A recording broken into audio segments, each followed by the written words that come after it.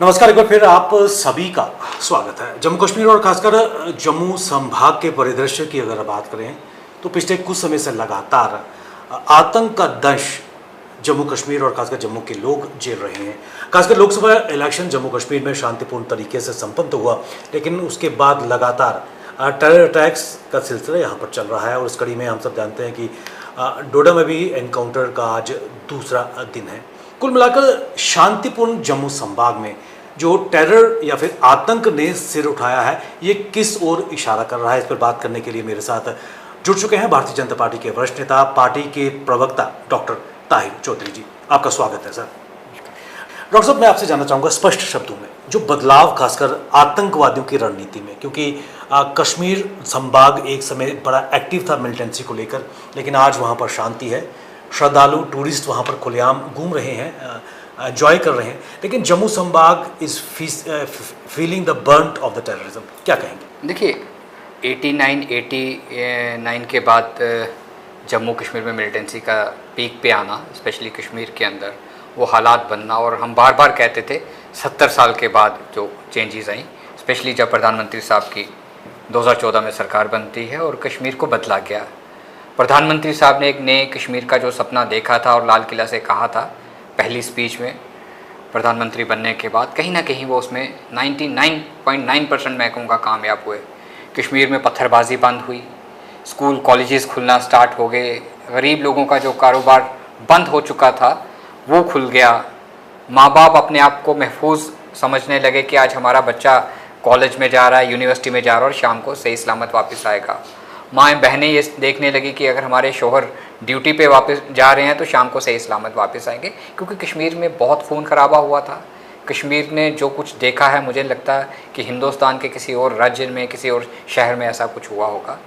लेकिन 2024 में तीसरी बार दोबारा सरकार का बनना, प्रधानमंत्री नरेंद्र मोदी साहब का दोबारा कुर्सी पे बैठना और वही टीम का दोबारा वापस आना, कहीं ना कहीं पाकिस्तान को ये चीज़ें डाइजेस्ट नहीं हुई। और पाकिस्तान में जितने भी मिलिटेंट ऑर्गेनाइजेशंस हैं उनको जिस ढंग से ट्रेन किया जाता है, उन्होंने ऐसा प्लान किया कि कश्मीर को छोड़ के टनल के इस पार, मैं कहूँगा कि टारगेट किया जाए, यहाँ पे डिस्टर्बेंस क्रिएट की जाए, और उसकी उन्होंने शुरुआत की। और हमने देखा कि जिस दिन ओथ सेरेमनी हो रही थी उस दिन भी यहाँ पे इनकाउंटर चल रहा था। उसके बाद लगातार मुझे लगता है हर हफ्ते में इनकाउंटर चल रहे हैं। रोज़ हम अपने जवानों को, अपने ऑफिसर्स को खो रहे हैं, और मुझे लगता है हम तो एक दो दिन अफसोस करके फिर भूल जाते हैं, लेकिन जिस परिवार के लोग जाते हैं वो सदियों सदियों उनको नहीं भूल पाते। इस चीज़ के लिए मैं कहूँगा कि डीजी साहब को, यहाँ की सिक्योरिटी एजेंसीज़ को, हमारे होम मिनिस्ट्री को और प्रधानमंत्री साहब को बड़े सीरियसली होकर देखना पड़ेगा कि और अटैक ना हो, और जो भी लोग इसके पीछे हैं, जो भी ग्रुप्स जम्मू कश्मीर में एंटर हुए हैं, उनको जल्दी से जल्दी जहाँ उनकी जगह है उनको वहाँ पे पहुँचाया जाए। और इस चीज़ का भी ध्यान रखा जाए कि जो 1-2% लोग इन मिलिटेंट्स ऑर्गेनाइजेशंस का, इन मिलिटेंट्स का जो साथ देते हैं, इनकी सपोर्ट करते हैं, उनको भी ढूंढा जाए और उनको भी ना बख्शा जाए, क्योंकि जब 1-2% लोग, जब तक उनकी सपोर्ट बंद नहीं होगी तब तक वो अपने मिशन में कामयाब नहीं हो सकते। डॉक्टर ताहिर, मैं आपसे एक चीज़ स्पष्ट तौर पर जानना चाहूँगा। लोकसभा के इलेक्शन शांतिपूर्ण जम्मू कश्मीर पूरे भारतवर्ष में संपन्न हुए, लेकिन उसके बाद जिस प्रकार बात हो रही थी कि assembly election commission of India की तरफ से 2 नोटिफिकेशन इस सिलसिले में भी जारी की गई, खासकर सिंबल्स को लेकर और रिवाइज्ड समरी रिवीजन को लेकर, तो पाकिस्तान का आपने जिक्र किया और पाकिस्तान का हमेशा एक प्रयास आता है कि जम्मू कश्मीर में अशांति का माहौल स्थापित किया जाए, क्योंकि लोकतंत्र की जड़ें जिस तरह जम्मू कश्मीर में लोकसभा इलेक्शंस पे मजबूत हुई हैं, लोगों ने बड़ी नंबर्स पे शमूलियत दी है अपने इलेक्शन प्रोसेस में। खासकर जो चिंता का कारण है कि जम्मू संभाग में जो आतंक सर उठा रहा है, क्या आवश्यकता इस बात की है कि जो मिसिंग लिंक्स थे, चाहे हम VDCs की बात करें, जो VDG बन चुके हैं, उनको दोबारा से रिवाइव करना, ह्यूमन इंटेलिजेंस का कहीं ना कहीं एक चूक नज़र आ रही है। इस तरह के जो तरीकाकार है, जो पहले बहुत सपोर्टिव हुआ करते थे एंटी टेरर ऑपरेशंस के लिए, उनको मजबूत करना क्या एक बार फिर उसकी ज़रूरत है? देखिए, ग्राउंड ज़ीरो पे बहुत सारी चीज़ों को ठीक करने की ज़रूरत है। मुझे लगता है उसके ऊपर हमारे LG साहब और उनकी टीम और ऑनेबल हमारे DG साहब ये सभी देख रहे होंगे।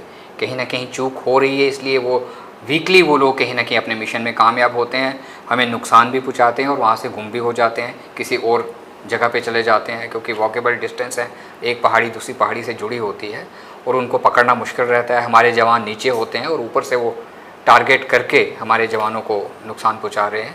इस तरह की चीज़ें की जा रही हैं। जहाँ तक आपने VDCs की बात की, उनको आगे लाने की ज़रूरत है और उनको ट्रेन करने की ज़रूरत है, अच्छे वेपन्स देने की ज़रूरत है। ये चीज़ें देखनी पड़ेंगी।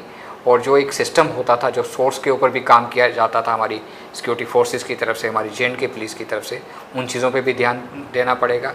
जब इस तरह की चीज़ें ग्राउंड ज़ीरो के ऊपर एक्टिव होंगी, स्पेशली मैं कहता हूँ नए SPOs को भर्ती करना, क्योंकि जब लोकल SPOs होते हैं उसी गांव में वो ड्यूटी करते हैं।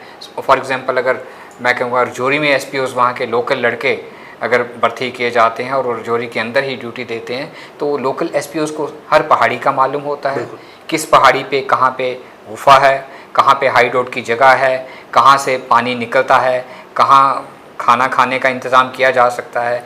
हर चीज़ का उनको मालूम होता है उन लड़कों को, क्योंकि उनका बचपन उन पहाड़ियों पे, उन महलों पे, उन जंगलों पे गुजरा होता है खेलते कूदते हुए। तो जब लोकल्स को, SPOs को ज़्यादा से ज़्यादा भर्ती किया जाएगा और अपने एरिया में जब वो काम करेंगे, तो मुझे लगता है हमारी सिक्योरिटी फोर्सेस को एक मदद मिलेगी, हमारी BSF को, हमारी CRPF को, हमारी JNK पुलिस को मदद मिलेगी। क्योंकि जब ग्राउंड ज़ीरो मजबूत होगा हमारा, तो इस तरह के लोग एक तो आ नहीं सकेंगे, अगर आएंगे तो उनकी इन्फॉर्मेशन भी बहुत जल्दी हाई कमांड तक पहुंच जाएगी। ताहिर साहब, जम्मू कश्मीर की अगर बात करें तो 5 अगस्त 2019 के बाद जो बदलाव जम्मू कश्मीर में देखने को मिला, और एक सकारात्मक, एक पॉजिटिव बदलाव जम्मू कश्मीर ने देखा है, और उसके बेहतर रिजल्ट्स भी हम सबके सामने हैं। लेकिन अगर हम पॉलिटिकल सिनारियो की बात करें, इकोसिस्टम की अगर बात करें, खासकर कश्मीर सेंट्रिक जो पार्टीज़ हैं, वो इस तरह के बयान देती है जो कहीं ना कहीं पाकिस्तान को फेवर करते हैं, सपोर्ट करते हैं, और जो राष्ट्रवाद है उसको डेंट करते हैं। क्या कहेंगे, क्योंकि कल ऐसा ही बयान पीपल्स डेमोक्रेटिक पार्टी की अध्यक्षा मैडम महबूबा मुफ्ती की तरफ से भी आया है। देखिए, आपने देखा होगा 2019 से पहले कश्मीर के अंदर पत्थरबाजी बहुत होती थी। जहाँ जी चाहता था वहाँ पत्थरबाजी कर दी जाती थी, वहाँ पे रास्ते बंद कर दिए जाते थे, पाकिस्तान के झंडे भी जगह जगह नज़र आते थे, बहुत कुछ किया जाता था। और मुझे लगता है उस टाइम पे हम लोगों को लगता था कि सारा कश्मीर और सारे कश्मीर के घाटी के लोग इसी सोच के हैं, लेकिन लोग उस सोच के नहीं थे। मौसम बदला, 2019 के बाद हमने बदलाव भी देखे, बहुत कुछ बदला कश्मीर के अंदर, हर जगह तिरंगा नज़र आने लगा, टूरिज़्म बढ़ा। और यही महबूबा मुफ्ती जब CM थी तो इनके बयान अलग हुआ करते थे। देखिए, सियासत बड़ी अजीब सी है और सियासत में सियासतदान हर तरह के दाव पेच खेलता है। यही महबूबा मुफ्ती ये बात भी कहा करती थी कि बच्चे आर्मी कैंप के पास दूध लेने जाते हैं, टॉफ़ीज़ लेने जाते हैं, उनका वो ये भी बयान था। उन्होंने 370 का जब हटने का टाइम आ रहा था तो ये भी बयान दिया कि अगर 370 को किसी ने हाथ भी लगाया तो तिरंगा उठाने वाला कोई नहीं रहेगा जम्मू कश्मीर में। तो इस तरह के बयान, और आज के टाइम पे जो उनका भी रिसेंट जो बयान आया है, बड़े बेबुनियाद से बयान है। अपनी सियासत को, अपने आप को ज़मीनी सतह में ज़िंदा रखने के लिए, उस तरह के लोगों को खुश करने के लिए, वैसे लोग उनकी सोच बदलने के लिए कि वैसा कश्मीर वापस लाएं, कश्मीर में फिर खून खराबा हो। लेकिन कश्मीर का आवाम बदल चुका है। महबूबा मुफ्ती जी को इस चीज़ का एहसास पार्लियामेंट इलेक्शन लड़ने के बाद मुझे लगता है उनको जवाब मिल चुका है कि लोगों ने उनको वोट डाल के क्या जवाब दिया है। लोग ऐसे लोगों को नहीं चाहते हैं। कश्मीर के लोग अमन चाहते हैं, खुशहाली चाहते हैं, और चाहते हैं कि कश्मीर आबाद हो। कश्मीर, एक जो नया कश्मीर पूरी दुनिया देखना चाहती है, वो कश्मीर के लोग भी देखना चाहते हैं। और इस टाइम पे वो एकदम, वो भी बुखलाई हुई हैं और वो चाहती हैं कि कश्मीर के हालात पहले जैसे हों और ये लोग फिर वैसे पब्लिक के बीच में जाएं, वैसे बयानबाजियां करें, वैसे सब कुछ करें। मेन मुद्दा है किस तरह से पावर में आया जाए। लेकिन अब पावर इन लोगों के हाथों से, जैसे हाथ से रेत निकल जाती है ना, वैसे निकल चुकी है, वापस आने वाली नहीं है। महत्वपूर्ण चीज़ आपने कहा कि अब कश्मीर के लोग समझ चुके हैं कि हकीकत क्या है, बदलाव क्या है, और जिस प्रकार का मौसम 2019 के बाद बदला है उसका फ़ायदा भी कश्मीर के लोगों को मिल रहा है। लेकिन शायद यही पॉलिटिकल पार्टीज़ थी, चाहे PDP की बात करें, नेशनल कॉन्फ्रेंस की बात करें, जो अलगाववाद को शय देती थी, ये ढकी छुपी बात नहीं है कि पत्थरबाजी कौन कराता था, उसके पीछे मोटिव क्या होता था। इसी कड़ी में डॉक्टर फारूक अब्दुल्ला का भी, जो नेशनल कॉन्फ्रेंस के पैटर्न भी, उनका भी बयान आया है। इस तरह के बयान को आप किस नज़रिए से देखते हैं, क्योंकि एक बार फिर कहीं ना कहीं जो लोग हैं उनको गुमराह करने का प्रयास इस तरह के बयानों से भी निकल के आ रहा है। देखिए, पार्लियामेंट इलेक्शन की जब कैंपेन चल रही थी, गुपकार अलायंस बनाया गया। फिर आप समझते हो, सुबह चाय किन लोगों के साथ पी जाती थी, शाम होते होते डिनर अलग लोगों से किया जाता था। कुछ लोग सुबह हिस्सा होते थे, कुछ लोग शाम तक हिस्सा ही नहीं होते थे। तो बड़ी अलग तरह की सियासत इन्होंने चलाई। पहले इन्होंने कहा कि हम इलेक्शन लड़ेंगे ही नहीं, मैं उस टाइम की बात कर रहा हूँ जब बीडीसी डीडीसी के इलेक्शन हो रहे थे, फिर लोग ये इलेक्शन लड़ने के लिए आए। फिर अभी भी इन लोगों ने जिस तरह से एक सिस्टम से इलेक्शन लड़ने की कोशिश की, और उमर अब्दुल्ला साहब का भी आपको बयान याद होगा जब उनको करारी हार का सामना करना पड़ा बारामूला में, तो उन्हें भी इस चीज़ का एहसास हो गया कि कश्मीर का अवाम आज के टाइम पे ना अब्दुल्ला परिवार को चाहता है, ना पीडीपी या महबूबा मुफ्ती परिवार को चाहता है। कश्मीर के लोग इन लोगों से तंग आ चुके हैं। जितने हालात कश्मीर में ख़राब इन लोगों ने किए, चाहे उसमें एनसी की बात की जाए, चाहे पीडीपी की बात की जाए, कश्मीर के लोगों को जितने दुख दर्द इन दो परिवारों ने दिए, मुझे नहीं लगता आज तक किसी ने नहीं दिए होंगे, और खुदा भी इन लोगों को कभी माफ़ नहीं करेगा। जम्मू कश्मीर में जिस तरह सुप्रीम कोर्ट ने भी कहा है कि सितंबर से पहले इलेक्शन होने चाहिए, और एक लंबा वक्फा हो गया है कि यहाँ पर असेंबली इलेक्शंस ड्यू हैं, और ऐसे में जो आम जनता है कहीं ना कहीं एलिनेटेड फील कर रहे हैं, क्योंकि they are not accessible to the representative, चाहे हम पॉलिटिकल पार्टीज़ की बात करें, क्योंकि इस वक्त ब्यूरोक्रेसी है और एक ब्यूरोक्रेट तक एक आम जनता की पहुँच नहीं होती है। क्या कहेंगे, क्या वाकई समय पर इलेक्शन हो पाएंगे, और कितना बदलाव खासकर लोगों की एसेसिबिलिटी अपने नुमाइंदे तक रहेगी? देखिए, इलेक्शन इस टाइम पे जम्मू कश्मीर की ज़रूरत है। इलेक्शंस होने चाहिए और जल्दी होने चाहिए, क्योंकि आम आदमी जो ज़मीनी सतह पे आम इंसान है वो बहुत परेशान है पिछले कुछ टाइम से। और जब इंसान अपने एमएलए को मिलने जाता है, और उसका एक बड़ा इजी अप्रोच रहती है, सुबह भी एमएलए को मिल सकता है, शाम को भी मिल सकता है, और आम इंसान के बड़े छोटे छोटे इश्यूज़ होते हैं, वो एमएलए उनके ठीक कर सकता है, वो पूरे कर सकता है।